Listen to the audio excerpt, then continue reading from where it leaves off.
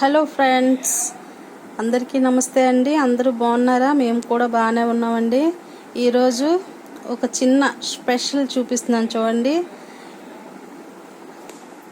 aloo fry, pulihora,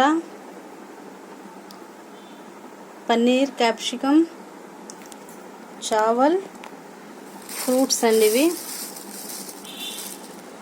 apples, Kela, biscuit packet, నింబు,